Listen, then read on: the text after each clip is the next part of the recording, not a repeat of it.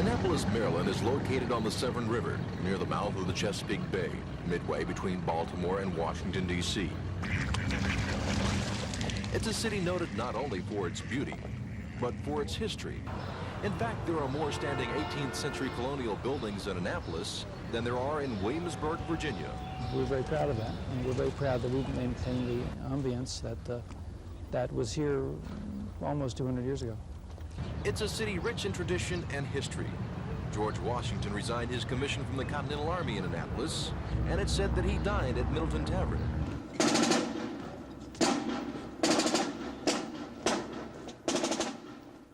Just a block from Middleton Tavern are the gates of another institution that is equally steeped in history and tradition. Tradition, it sets it apart. It makes life here interesting. Tecumseh and formations and stuff. It makes the Naval Academy the Naval Academy.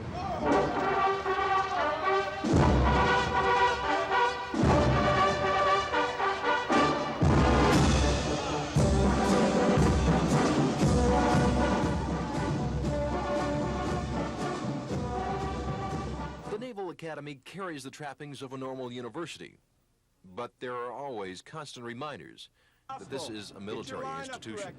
Make sure you're directly behind the man in front of you. Make sure you're guiding to your left. An institution that never stops demanding the best. The type of person that is used to being competitive and has developed that mental and physical toughness is the person that will prevail out there, and we'll have a clear head when the going does get tough. And so I think that's a good thing that we do here is teach people how to live under competition. And that pressure can take its toll. Generally, a quarter of the midshipmen that come to school as freshmen never make it to graduation. Don Phelps on the Military Beat, Annapolis, Maryland.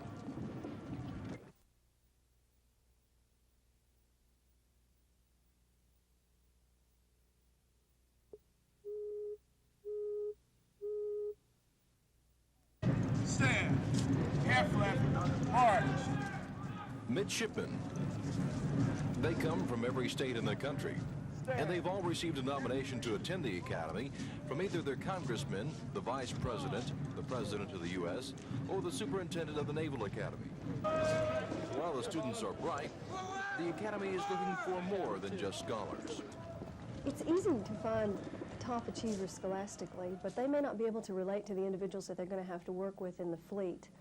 On a ship at sea or in an air squadron, you're going to have to work with all kinds of people from all walks of life. So you need someone who's well-rounded and capable of dealing with almost any kind of person.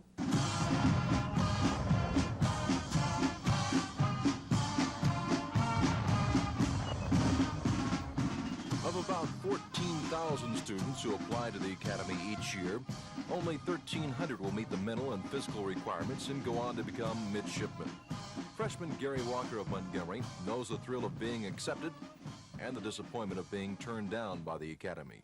Well, that was pretty discouraging, but like they always tell you when you're applying for here, to make other plans, because you never know, and I'd made the other plans, and I knew what I was going to do if I didn't get accepted, and I went ahead and did it. What Gary did was go to Auburn University for a year, reapply to the Academy, was accepted, and is now majoring in aerospace engineering. How do you find a central right? Capital Y bar or capital X bar is equal. Like Gary, 80% of the midshipmen are majoring in an engineering or scientific field. A demanding schedule of academics and physical fitness training greets the students daily and sometimes overwhelms them. Ouch. You'll hardly find a midshipman who hasn't asked himself at least once what he was doing there. Bill and Bo Stevens from Ozark, Alabama have made it through 4 years at the Academy. Bo says he has doubts about why he was there at times. Things are going bad right now. You know, I got to keep my chin up, you know, and look a little bit broader. You know what's going to happen. You got to keep your priorities set straight. Everybody has their doubts. You know, we have a bad day. If you have a bad day around here, you go, things will get better tomorrow. Don Phelps on the Military Beat, Annapolis, Maryland.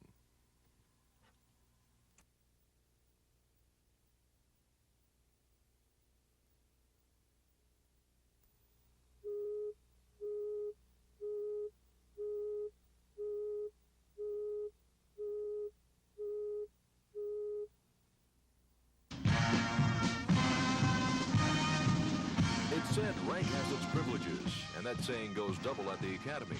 A freshman, or a plebe as they're called at Annapolis, has no rank and no privileges. For plebe Gary Walker from Montgomery, it meant doing without things he took for granted at home. I just enjoy listening to music, and I particularly in high school enjoyed it when I studied. And that's been a kind of strange habit to get into, studying without being able to reach over and turn on the stereo and listen to something. Plebes are not allowed to have radios or TVs, and even dating is taboo for part of the year. But plebes will tell you they don't have much of a chance to think about what they can't do because they have so much to do. You don't have much time to yourself. It's mostly your days are scheduled out every day. Upperclassmen say things don't slow down that much for them either. You can't really neglect one thing or you'll fall behind. And you can't afford to fall behind. Come on, Dennis. On your right. That's the way the academy is designed, to challenge midshipmen every day. Rear Admiral Charles Larson says a student shouldn't be able to coast through the academy. They learn accountability, integrity, honesty, leadership, and that they have the mental discipline and the toughness to go out there and be successful in society. Midshipmen John Ball of Ozark and Anthony Jordan of Montgomery are roommates at the academy. Both are sophomores, and both say although their schedules are not as rigid as when they were plebes, free time is still at a premium. The academics get harder because you're getting into your major, and that really is harder. And it's possibly the toughness of the academy, the demanding physical and mental training, that provides midshipmen with their best edge to make it through the 4 years. Because that's what draws the students closer together. It's a lot of work, but we have a good time because everyone's here together and they just kind of help each other out and get along. You get real close to the people in your company. And that closeness allows the midshipmen to work as a team when they have to tackle tough and complicated tasks. Don Phelps on the Military Beat, Annapolis, Maryland.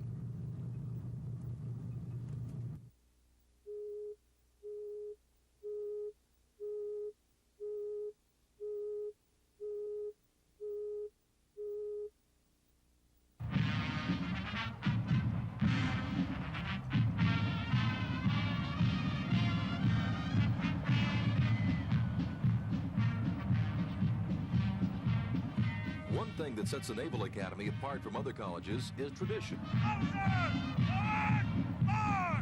Some things are still done today as they were 140 years ago when the Academy was founded.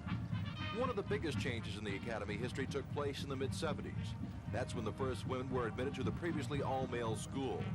Midshipman Kim Anderson from Birmingham says that women have been accepted at the Academy. As far as everyone here is concerned, we're midshipmen first and then girls. I'm only in the 6th class of women to come here, so we're still a novelty. As far as the facilities go, everything's fine as that aspect, but we're still, like I said, we're still new here. And to some degree, women will always remain a novelty because only 105 women will be admitted to any one class.